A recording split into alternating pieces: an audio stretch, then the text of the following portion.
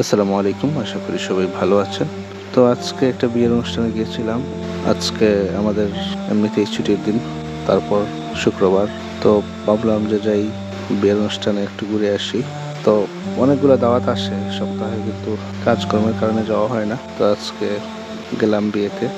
তো জীবনের প্রতিটি দিনই আমাদের জন্য নতুন কিছু নিয়ে আসে। সেটা সুখেরও হতে পারে, দুঃখেরও হতে পারে।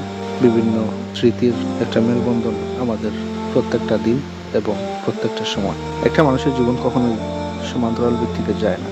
একদিন যেই মানুষটা হাসে, ঠিক পরের দিন সেই মানুষটা কাঁদতে পারে। তো বিয়ে যেমন আমাদের সমাজের একটা খুশির চিহ্ন বহন করে, ঠিক তেমনি বিয়ের সাথে মানুষের জীবনে অনেক দুর্ঘটনাও আসতে পারে, যেটা মানুষকে অনেক দুঃখের চিহ্ন তার জীবনে বইয়ে দেয়। তো যাক, আজকে দুঃখের কথা বলার দরকার নেই। আজকে যেহেতু একটা শুভ দিন, খুশির দিন, সেখানকার কথাই বলি। তো আজকে আমার ফুফাতো ভাইয়ের বিয়েতে আসলাম। তো আত্মীয় স্বজনের বাড়িতে আসলে যাওয়া হয় না। হঠাৎ যখন সব মিলিয়ে ছুটি পাওয়া যায়, কাজকর্ম থাকে না, তখনই যাওয়া যায়।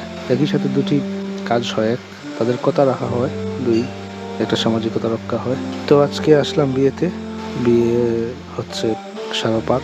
এটি হচ্ছে বড়লেখা থানার একটি জায়গা। এখানে একটা কমিউনিটি সেন্টারে সেই বিয়ের অনুষ্ঠানটি সম্পন্ন হচ্ছে। তো বেশ ভালোই লাগলো আজকে। অনেক পরিচিত মানুষ পেলাম, অনেক আগের মানুষ পেলাম, যাদের সাথে অনেক দিন দেখা হয় না। তো সব মিলিয়ে খাবার দাবার সব কিছু ভালো ছিল। নর্মালি সিলেটি বিয়েতে যে আয়োজনগুলো উপস্থাপন করা হয়, সেগুলোই ছিল আমাদের জন্য।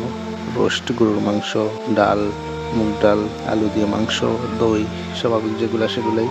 তো আজকে একটা ভালো দিন কাটলো। তারপর বিয়ের অনুষ্ঠান শেষ করে আমি কাজ শেষ করে পিউরিয়াতে ঢুকলাম, কফি খেলাম।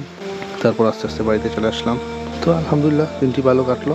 সবার জীবন, সবার দিন সুন্দর হোক, শুভ হোক, কারো জীবনে কষ্টের না হোক।